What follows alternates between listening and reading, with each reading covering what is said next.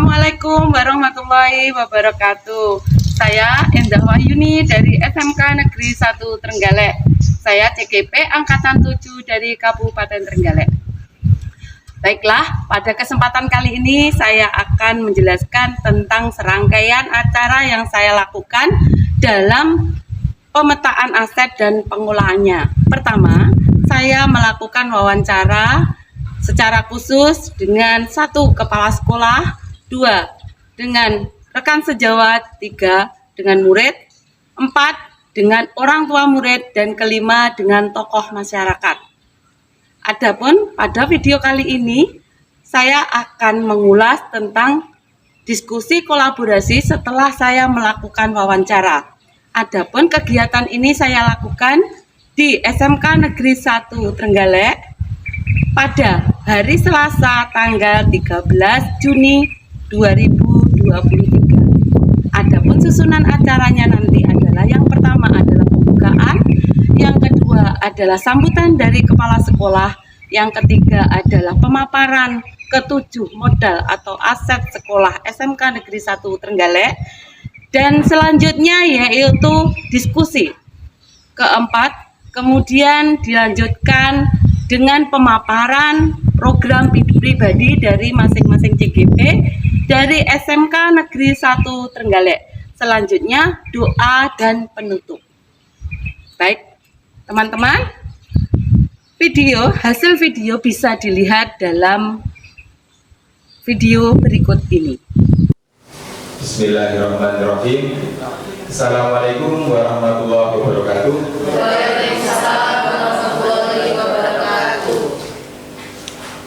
Alhamdulillahirabbil alamin wa bihi nasta'inu ala umuri dunya waddin wa ala alihi wa sahbihi ajmain, amma ba'du.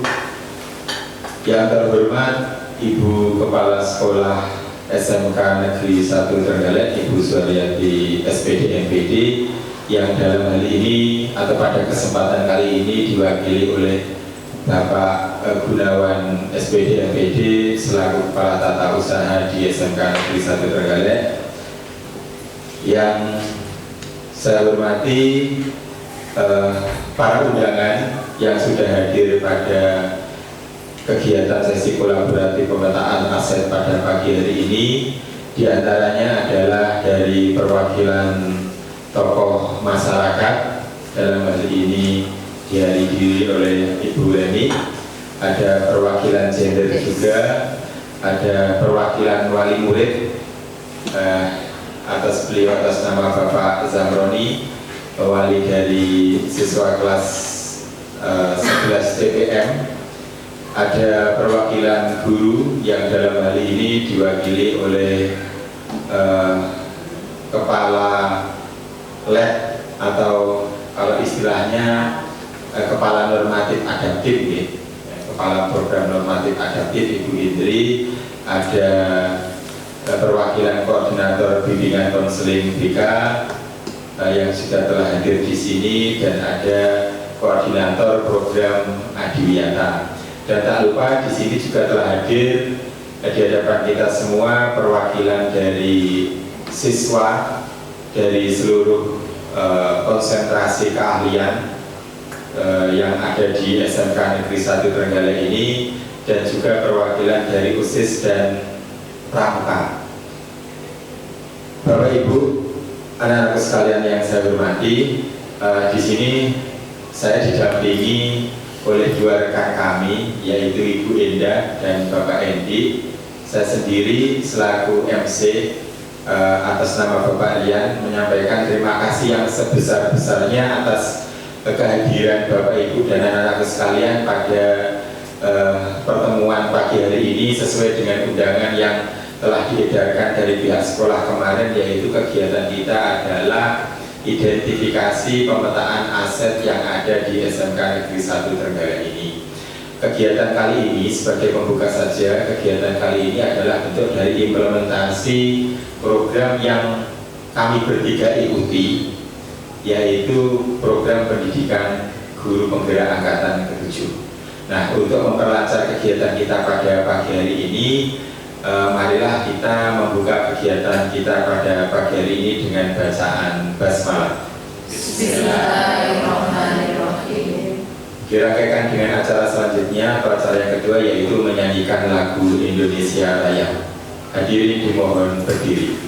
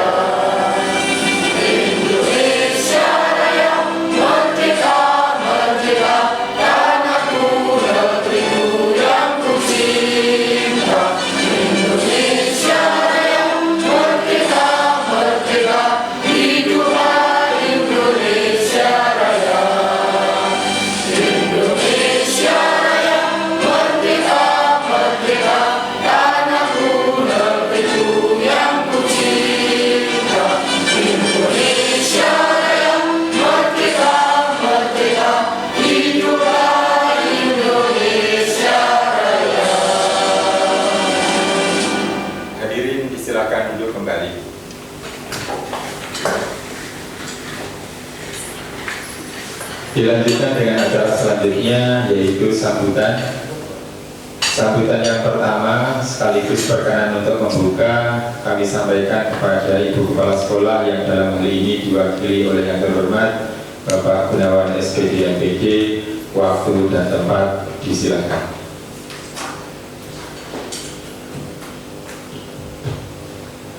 Terima kasih, Maria. Bismillahirrahmanirrahim. Assalamualaikum warahmatullahi wabarakatuh. Waalaikumsalam warahmatullahi wabarakatuh. Bapak, Ibu, guru, calon guru penggerak yang kami hormati, dalam hal ini Bapak Rian Aminullah Yasin, Pak Endi, dan Bu Indah, Bapak Ibu dari tokoh masyarakat yang kami hormati, perwakilan dari wali murid, dan juga Bapak Ibu guru yang dalam hal ini sudah diwakili oleh beliau dari LH juga ada, dan juga dari Kepala Lab, serta anak-anakku yang saya banggakan. Pertama-tama marilah kita panjatkan puji syukur kehadirat Tuhan Yang Maha Kuasa, Allah Subhanahu wa Ta'ala, yang sudah melimpahkan rahmat, nikmat, hidayah serta karunia-Nya kepada kita semua, sehingga pada pagi hari ini kita masih diberi kesempatan untuk bisa berkumpul di aula atau ruang sidang ini dalam keadaan sehat walafiat, tidak ada kekurangan suatu apapun. Yang kedua kalinya, salawat dan salam tetap tercurah kepada junjungan kita Nabi Muhammad SAW yang selalu memberi petunjuk kepada kita semua kepada jalan yang lurus, jalan yang benar. Mudah-mudahan kita diakui sebagai umat hambanya yang akhirnya kita bisa berhak menerima syafaat atau pertolongannya baik di dunia maupun di akhirat. Bapak Ibu serta hadirin yang kami hormati, alhamdulillah pada pagi hari ini kita bisa berkumpul dalam kegiatan program pendidikan guru penggerak angkatan 7, yang dalam hal ini salah satunya ada kegiatan melakukan sosialisasi dan identifikasi aset di satuan pendidikan melalui kolaborasi dengan berbagai pihak. Nah, dalam hal ini bagi Bapak Ibu guru, program pendidikan guru penggerak ini diharapkan adanya suatu peningkatan yang akhirnya dalam hal ini bisa membawa kesuksesan di dunia pendidikan yang sudah diprogramkan dari Kemendikbud, yang dalam hal ini salah satu dari Bapak Ibu guru kita di SMK 1 juga ada yang sudah lolos untuk mengikuti program pendidikan guru penggerak yang angkatan 7, yang pada hari ini kita melaksanakan kegiatan, salah satunya kegiatan sosialisasi dan identifikasi di satuan pendidikan, khususnya di SMK 1 Trenggalek yang tercinta ini. Mudah-mudahan kami berharap kepada Bapak Ibu guru calon penggerak bisa membawa amanah ini dengan sebaik-baiknya demi kelangsungan dunia pendidikan yang ada di negara tercinta Indonesia ini. Mudah-mudahan dalam kedepannya bisa membawa anak-anak generasi penerus menuju ke hal yang lebih maju, lebih meningkat, akhirnya bisa membawa perkembangan khususnya di dunia pendidikan yang sedang kita alami sekarang ini. Itulah Bapak Ibu sekedar apa yang bisa saya sampaikan, dan pada saat ini pula untuk kegiatan pelaksanaan program pendidikan guru penggerak angkatan 7, salah satu kegiatannya yaitu melaksanakan sosialisasi dan identifikasi ini kita buka secara resmi, kita bacakan dengan bacaan basmalah bersama-sama. Bismillahirrahmanirrahim.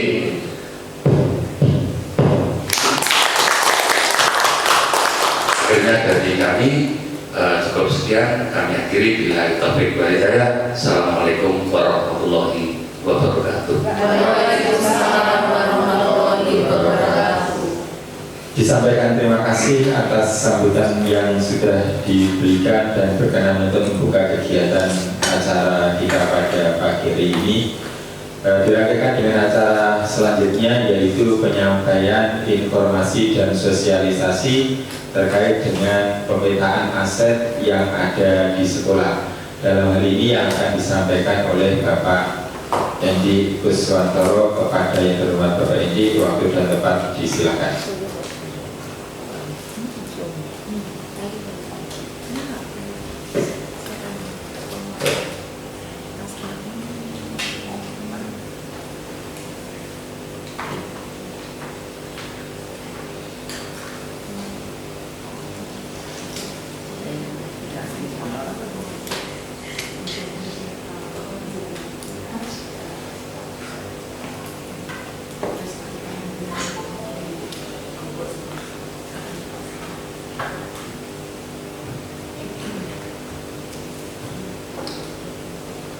Baik, terima kasih Pak Rian kesempatannya. Sebelumnya Assalamualaikum warahmatullahi wabarakatuh.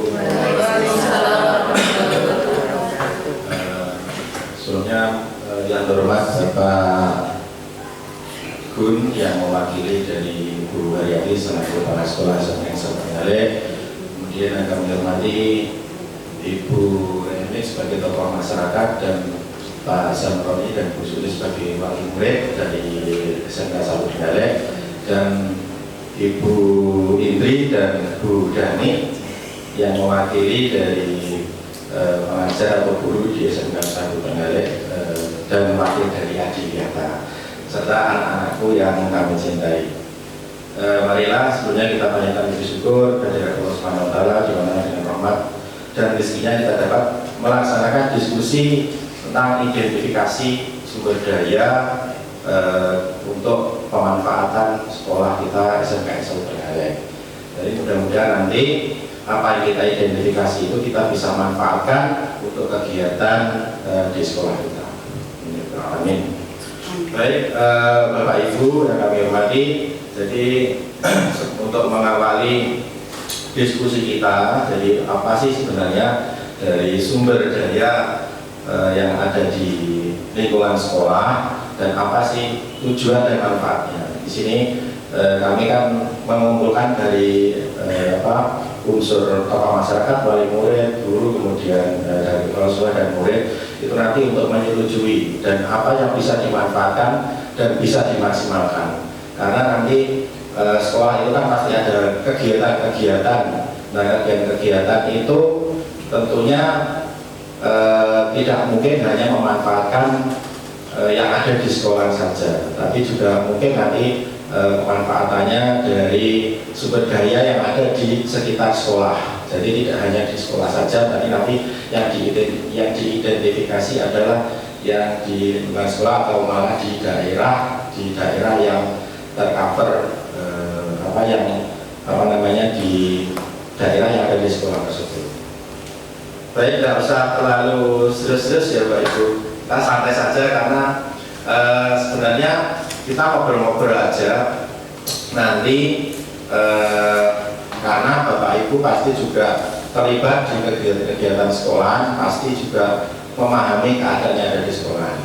Nah, pemanfaatan sumber daya sekolah itu setidaknya harus memenuhi standar sarana prasarana yang memadai sehingga pembelajaran dapat lebih efektif.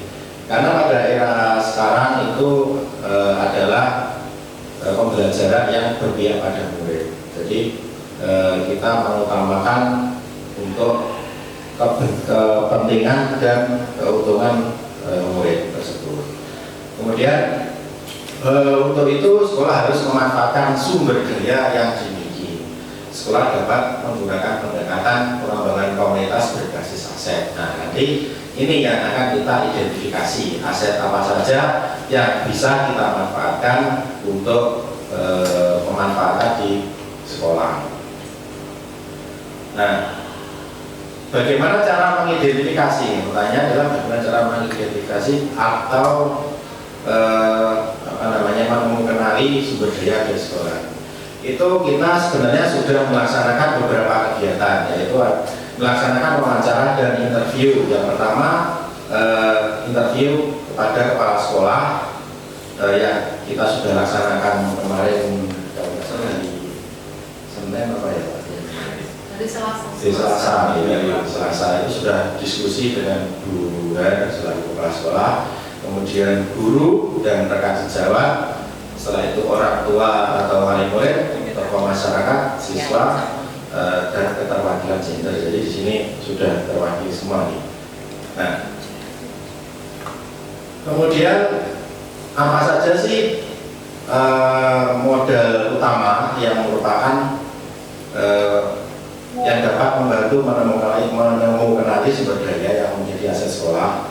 Itu ada 7 Bapak Ibu. Jadi ada 7. Yang pertama adalah modal manusia, yang kedua modal sosial, politik, agama dan budaya, modal fisik, lingkungan dan alam, dan yang terakhir adalah finansial. Nah, di sini yang pertama adalah modal manusia. Manusia di sini artinya adalah segala macam profesi atau yang mengendalikan kegiatan yang ada di sekolah. Itu pasti ada guru, ada kepala sekolah, ada tenaga kependidikan, wali murid. Di situ ada pendidik, pemuka agama ya. Nanti pemuka agama ini fungsinya adalah berhubungan untuk mendukung kegiatan sekolah yang ada kaitannya dengan keagamaan. Tenaga kesehatan itu juga profesi yang mendukung untuk tenaga kesehatan untuk menangani kesehatan di sekolah. Dalam hal ini misalkan UKS. Nah, ini modal manusia yang ada di daerah tersebut berkaitan dengan modal manusia, yaitu guru, siswa, tenaga pendidikan, kepala sekolah, orang tua, pengawas, dan komite. Nah, yang pertama adalah guru. Pastinya sebagai manajer di sekolah mampu mengelola sekolah dengan baik, kemudian berikan kesempatan intensif mengenai misalnya metodika atau pelatihan. siswa punya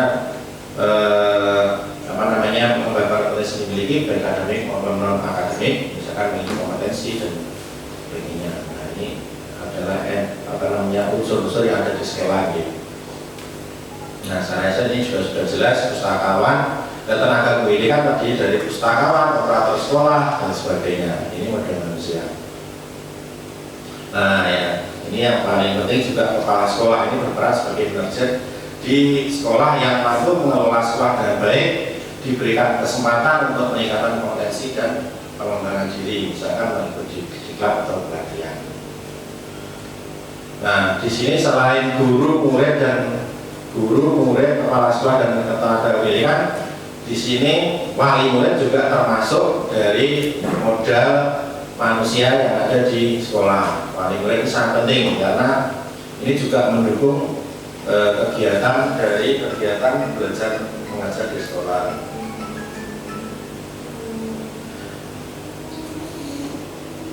Nah, kemudian yang kedua adalah modal sosial. Modal sosial ini contoh yang termasuk dalam modal sosial antaranya adalah asosiasi. Asosiasi ini adalah suatu kelompok yang ada di dalam komunitas masyarakat yang terdiri dari 2 orang atau lebih yang bekerja bersama-sama dengan tujuan yang sama dan saling berbagi untuk suatu tujuan yang sama. Apa sih yang dimaksud dengan asosiasi ini? Kalau di dalam daerah itu misalkan rumah sakit umum ya, terus di Pora, BPBD, itu masuk di daerah yang mendukung sekolahan. Jadi misalkan ada siswa yang sakit tidak tertangani di sekolah, kita pasti memanfaatkan RSUD atau mungkin masih kalau misalkan di TKR kan ada usaha sendiri ya di sana, kemudian dari DKV, dari TPM dan sebagainya. Salah satunya itu kalau TBSM di depan itu ada bengkel, itu masih jalan benar. Baik, dimanfaatkan untuk pembiayaan proses pembelajaran pemeliharaan fisik sekolah. Jadi di SMK ini kan ada regulasi kalau misalkan kita belum masuk ke dalam BLUT, Badan Layanan Umum Daerah, nah itu harus melaporkan pemasukan maupun pengeluarannya di daerah dan tidak bisa dimanfaatkan secara leluasa. Harus ada pelaporan-pelaporan tertentu. Pemanfaatannya sebenarnya untuk pengembangan dan pembangunan sekolah. Nah, seperti itu Bapak Ibu, dari 7 aset atau modal yang kita identifikasi dari interview yang sudah kita lakukan sebelumnya. Nah, ini nanti dari 7 aset yang 7 modal yang sudah dijelaskan, nanti ada masukan apa yang sekiranya belum teridentifikasi dari yang sudah dijelaskan tadi. Nah, kemudian nanti bisa kita catat karena ini penting juga. Kenapa? Karena dengan pemanfaatannya maksimal ya, dari 7 modal itu, kita juga bisa semakin mudah untuk melaksanakan suatu kegiatan. Nah, misalkan contohnya tadi modal manusia kan ada wali murid. Nah, misal dari suatu kegiatan kita kekurangan dana, kan pasti ya itu alasan klise dalam suatu kegiatan itu kurang dana, itu alasan klasik lah. Nah, ternyata ada modal manusia di situ yang bisa dimanfaatkan. Mungkin salah satunya wali murid. Contoh nyata kemarin pada waktu kegiatan apa ya, Maulud Nabi atau apa ya? Nah, bukan Maulud Nabi Bu. Itu kan konsumsi kan susah kalau misalnya kita mau mengadakan konsumsi untuk siswa. Nah, karena kita mengidentifikasi ada modal manusia berupa wali murid, akhirnya konsumsi diadakan sendiri-sendiri dari rumah dan nanti bisa dilaksanakan makan bersama di sekolah. Nah, itu salah satu pemanfaatannya. Okay. Nanti mungkin ada yang lain pemanfaatannya belum kita bisa identifikasi dari beberapa kegiatan. Nah, itu mungkin bisa mendapat masukan dari Bapak Ibu, dari tokoh masyarakat maupun wali murid dan guru kira-kira, atau dari siswa. Kan siswa kan yang melaksanakan kegiatan di sini kan. terutama OSIS kan ada banyak kegiatan. Nah, nanti bisa sekalian curhat ya, nggak apa-apa. Nanti sekalian curhat aja. Pak, kemarin kita mengadakan kegiatan ini, ternyata kita menghadapi kendala ini. Nah, kira-kira apa yang bisa dimanfaatkan dari 7 model atau yang sudah dijelaskan tadi, itu ya. Nah, nanti kan bisa ada solusi. Mungkin dari kemarin-kemarin yang menghadapi kendala, mungkin bisa diselesaikan dengan nanti berdiskusi pada ini. Baik, terima kasih dari saya. Selanjutnya saya kembalikan kepada Pak Ian Aminullah selaku moderator untuk sesi tanya jawab. Kira-kira kita itu lihat poin 1 atau 2? Lihat poin 1. Jawaban yang kita temukan pada hari ini arahnya itu kita ingin merubah. Kalau selama ini itu mungkin ada dalam diri kita itu kita melihat, oh kita itu kecenderungannya poin 2. Mindsetnya itu ingin kita ubah ke poin 1. Kalau murid kaitannya dalam belajar, kalau misalkan saya Bapak Ibu guru kaitannya dalam mengajar, kalau di sini ada hadir Pak Gunawan kaitannya dalam administrasi, gitu ya. Kalau di sini ada hadir di sini tokoh masyarakat ada atau orang tua juga hadir di sini, kaitannya dalam bagaimana berinteraksi dengan sekolah.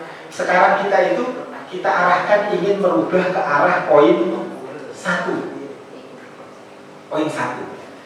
Kenapa? Kalau kita hanya melihat kekurangan, akhirnya kita tidak jadi action. Ya. Mas Ketua OSIS,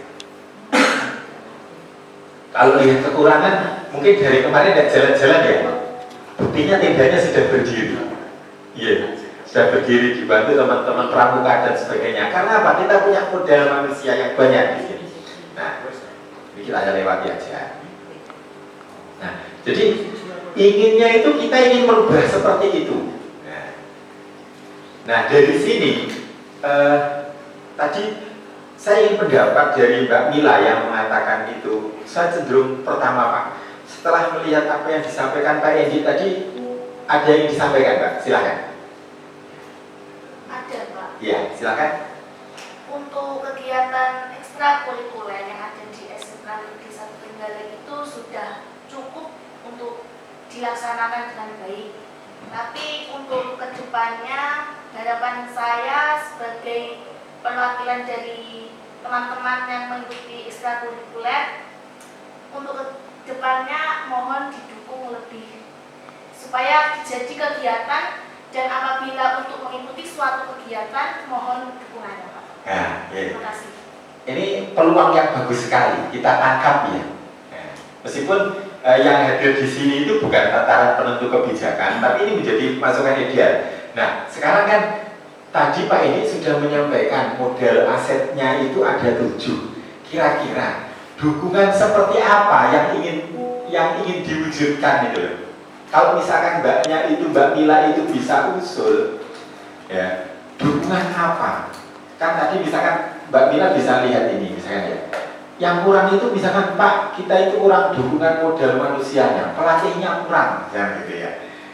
Pak, saya itu kalau saya rasakan kurang dukungan modal politik. Kenapa?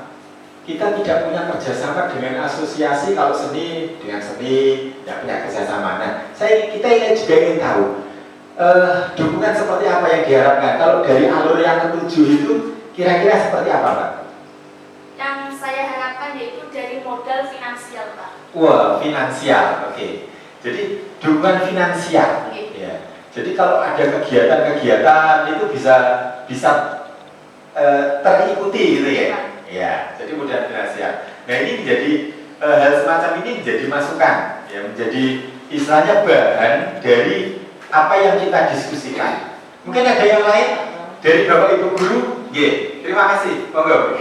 Terima kasih Pak Ian, Bapak Ibu dan anak-anak kami yang sudah kami susun itu pada akhirnya tidak bisa terrealisasi dengan jawaban tidak ada biaya Pak.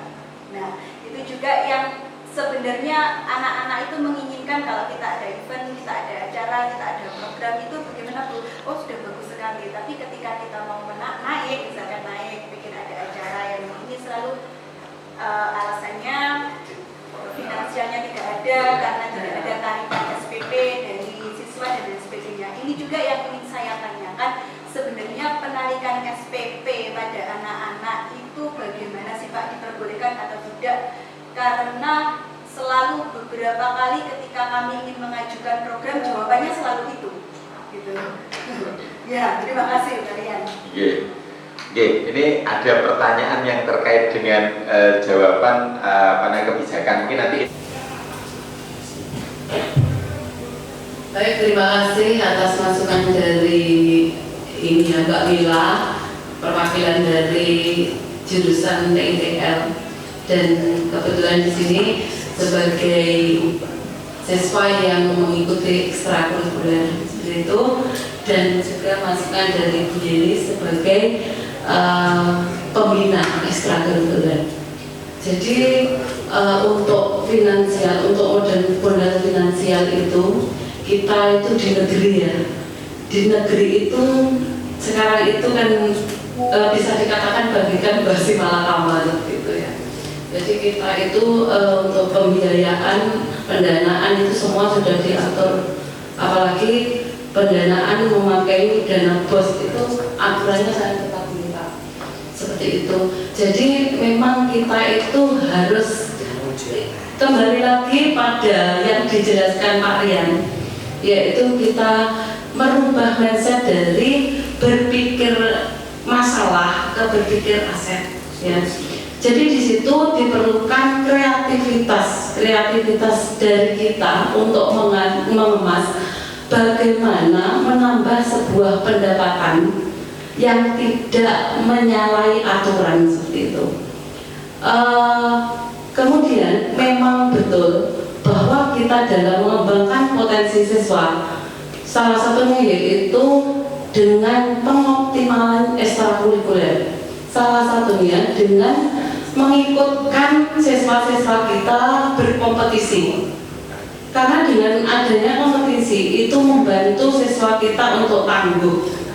Karena kalau hanya di sekolah tanpa ada kita pernah keluar atau kita ikut lomba-lomba, maka ibaratnya jago kandang seperti itu ya. Tapi selama ini memang hambatan kita adalah di finansial. Oleh karena itu mari kita bersama-sama berpikir bagaimana cara menambah finansial kita, tetapi dengan tidak melanggar aturan seperti itu. Yang pertama yaitu mari kita galakan cari sponsor. Ya, kayaknya untuk pencarian sponsor itu sekolah kita masih kurang ya Pak, masih kurang. Saya itu pernah punya teman di, saya punya pengalaman teman saya lagi, yaitu di SMK Grafika. SMK Grafika itu banyak guru-guru bahkan siswanya itu mencari sponsor.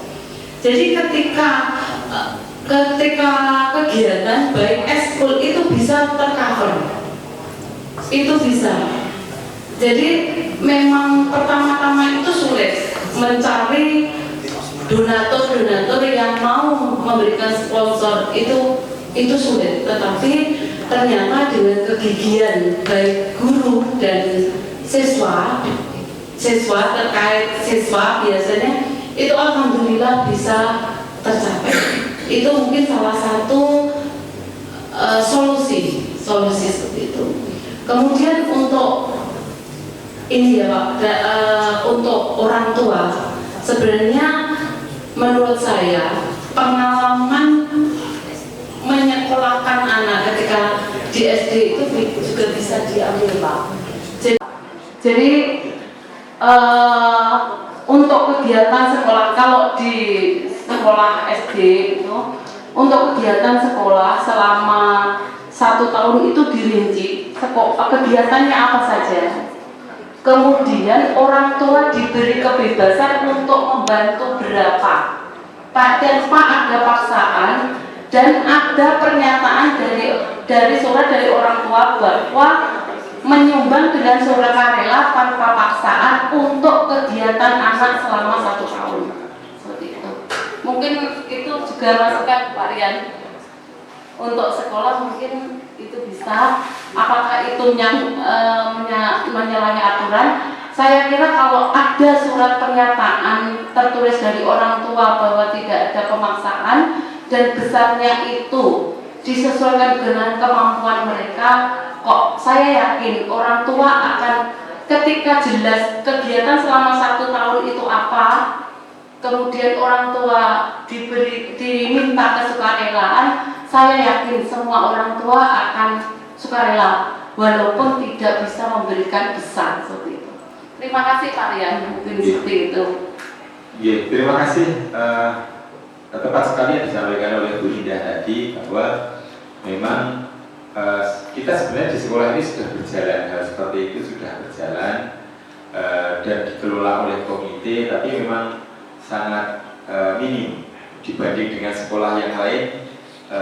Partisipasi kita itu masih sangat jauh, ya, sangat jauh. Tapi memang butuh waktu, butuh proses karena tidak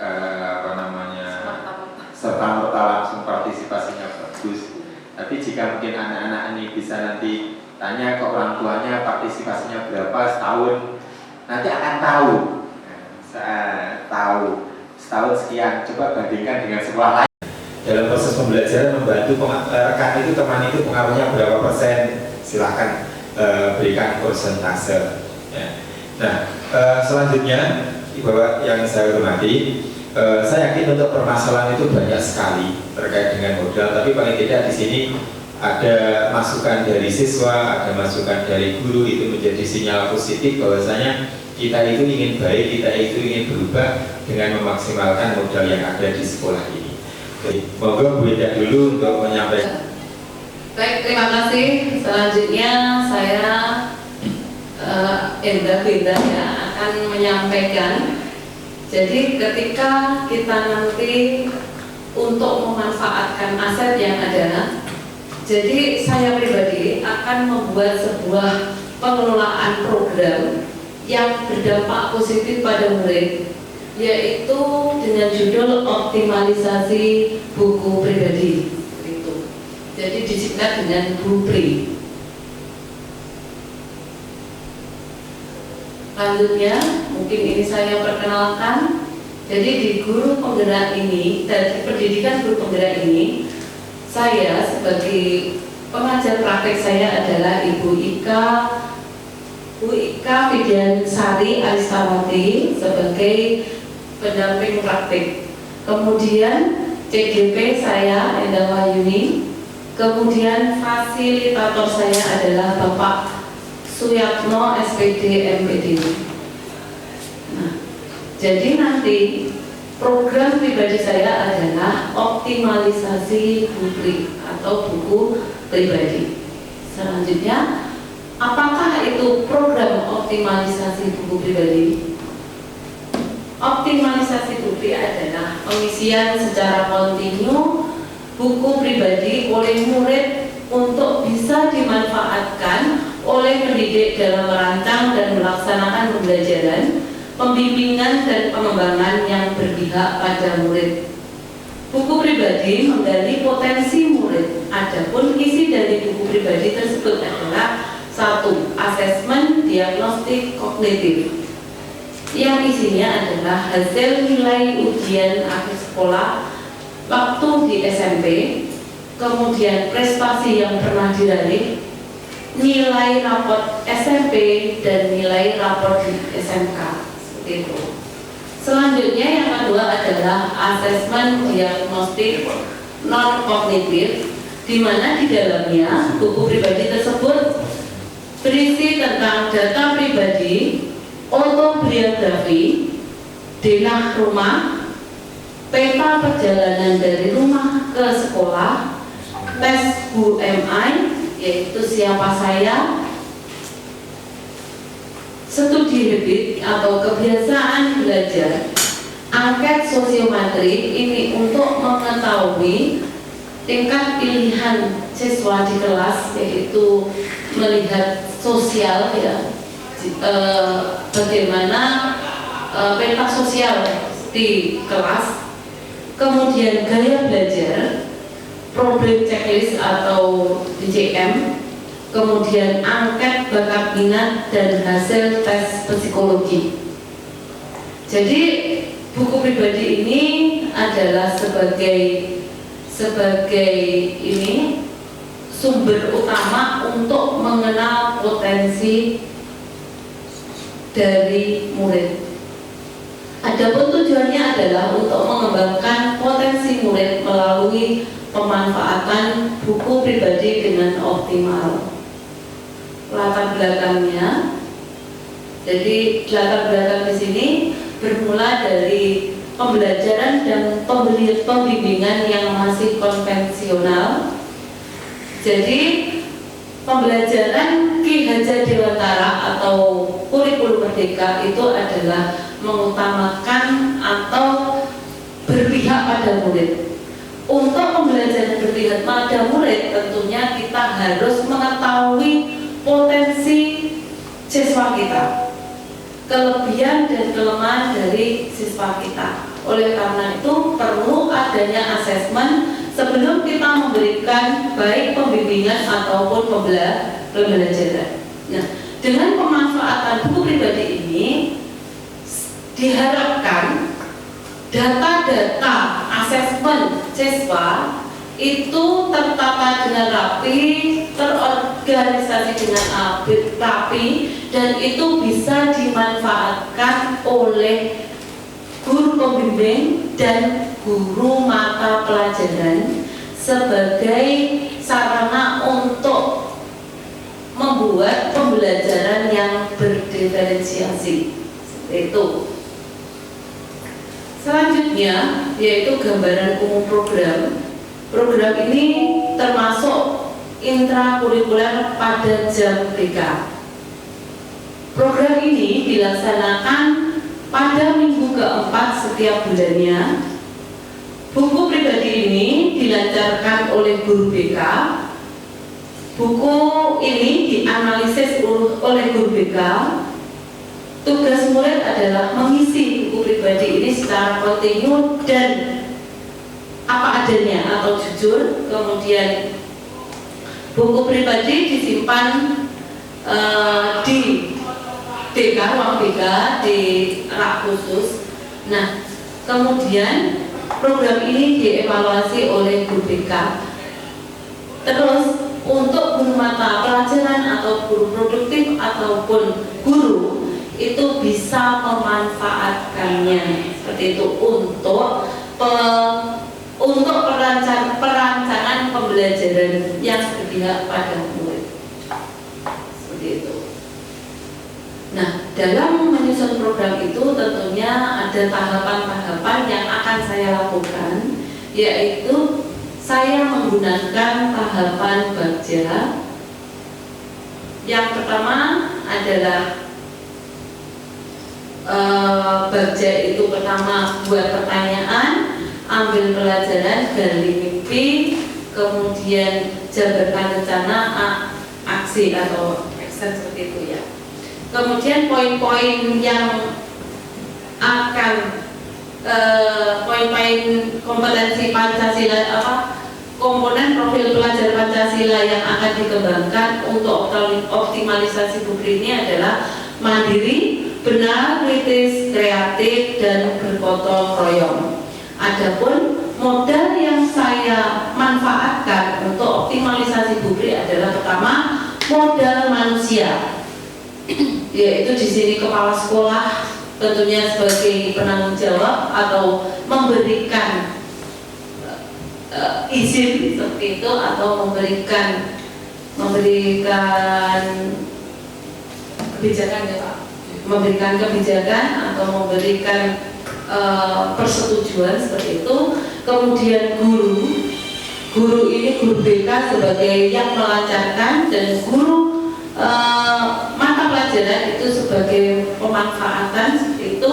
Kemudian murid yang mengisi, orang tua murid ini adalah karena buku pribadi ini butuh dana Pak. Jadi saya melibatkan orang tua untuk penyediaan buku pribadi. Gitu. Jadi ini nanti ada sosialisasi ke orang tua siswa. Jadi kita meminta dukungan untuk penyediaan buku pribadi seperti itu. Selanjutnya modal sosial ini adalah adanya interaksi dan komunitas praktisi untuk pemaksimalan atau pengoptimalan buku pribadi. Kemudian modal politik ini adalah kebijakan terkait dengan kebijakan dari kepala sekolah. Kemudian modal fisik itu adalah ruang kelas yang digunakan untuk mengisi buku pribadi.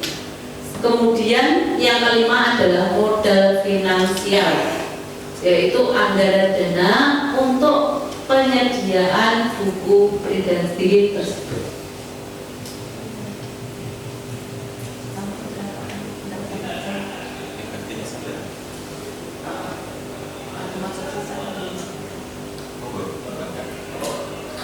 Mungkin ini nanti saya bacakan secara rinci seperti itu ya. Jadi lingkungan yang akan saya kembangkan adalah lingkungan yang menyediakan kesempatan untuk murid menggunakan pola pikir positif dan merasakan emosi yang positif.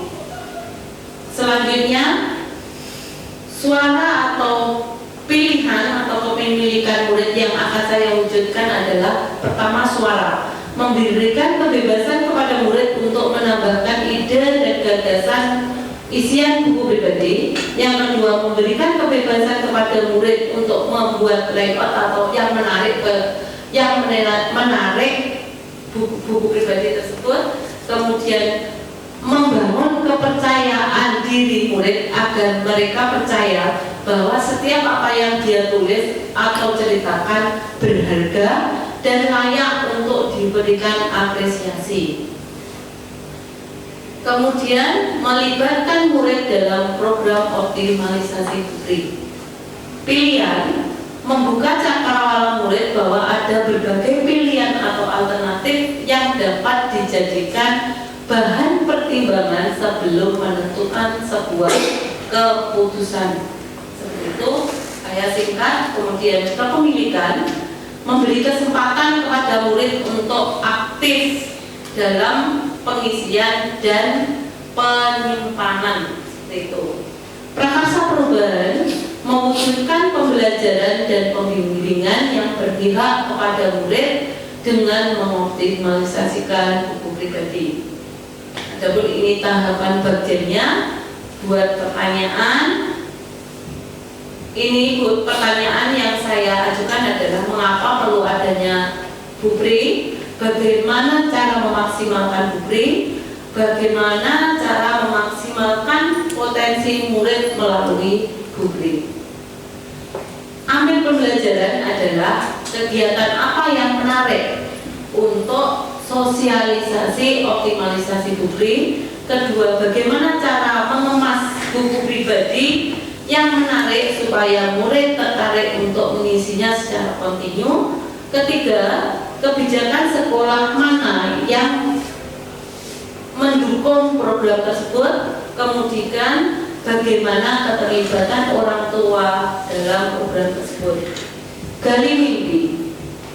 Pertanyaannya adalah bagaimana kondisi yang akan terjadi ketika BUPRI sudah berjalan dengan optimal.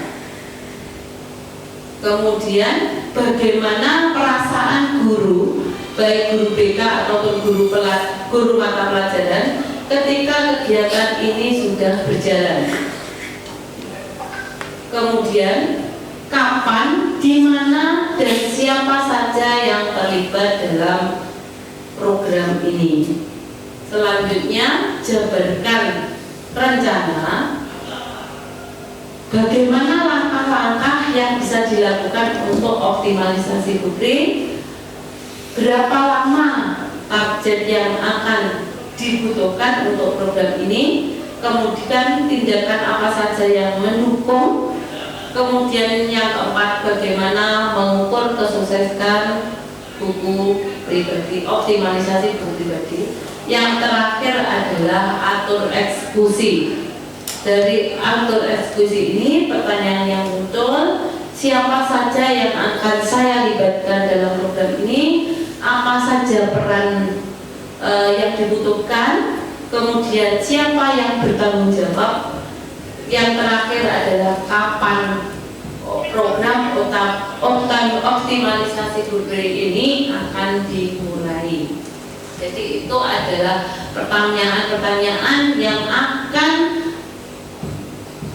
pemicu saya untuk melakukan tindakan. Jadi di sebelahnya itu sudah lengkap tindakan apa yang akan saya lakukan, kemudian rencana untuk melibatkan suara, pilihan dan kepemilikan juga sudah ada, aset yang saya butuhkan apa saja juga sudah, target sudah ada, kemudian penanggung jawab adalah saya sendiri. Itu terima kasih. Itu tadi adalah program pribadi saya sebagai calon guru penggerak pendidikan guru penggerak angkatan 7. Terima kasih. Demikian dari pemaparan program yang akan dilakukan oleh Ibu Indah, bisa menjadi perhatian kita bersama. Baik, terima kasih Pak Yan. Assalamualaikum warahmatullahi wabarakatuh. Waalaikumsalam warahmatullahi wabarakatuh. Baik, Bapak Ibu, anak-anakku semua, saya akan menjelaskan sedikit saja, tidak usah terlalu panjang nih. Ini cukup ini aja, cukup pengenalan aja apa yang saya rencanakan untuk pengembangan program yang saya inisiasi. Sebenarnya sudah berjalan, cuma nanti saya ingin membutuhkan feedback dari kalian, khususnya nanti dari anak-anak atau dari Bapak Ibu, kira-kira model apa saja yang bisa dimanfaatkan dari kegiatan saya ini. Terima kasih.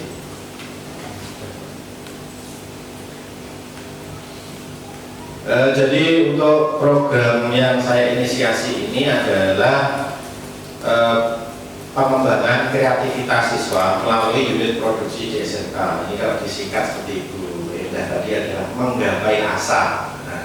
Menggapai asa. Unit produksi ini mungkin di jurusan lain juga ada nih. Unit produksi ini adalah program yang diinisiasi dari SMK yang bertujuan untuk melibatkan siswa dalam kegiatan manajemen perubahan bangsa. Kenapa saya pilih GRB praktis? Ya, langsung saja. Kenapa saya pilih GRB praktis ini? Karena ini mudah. Saya sebagai guru, saya katakan belum muasal, makanya perlu tetap dikembangkan seperti ini dengan tujuan kita mengikuti filosofi Ki Hajar Dewantara, yaitu Tripusat Pendidikan. Dalam mendidik itu kita harus melibatkan sekolah, terus masyarakat dan keluarga. Ini sumber belajar yang lain itu kan ada di sekolah, di masyarakat, mohon maaf. Itu yang ingin saya kembangkan ke depan terkait dengan keikutsertaan saya di program pendidikan guru penggerak. Demikian yang bisa saya sampaikan. Apabila ada kurang lebihnya saya mohon maaf. Saya akhiri. Terima kasih. Assalamualaikum warahmatullahi wabarakatuh. Itulah tadi teman-teman video hasil dari diskusi kolaboratif tentang 7 aset yang ada di SMK Negeri 1 Trenggalek. Semoga bermanfaat dan bisa menambah pengetahuan Bapak Ibu guru semuanya. Terima kasih. Wassalamualaikum warahmatullahi wabarakatuh.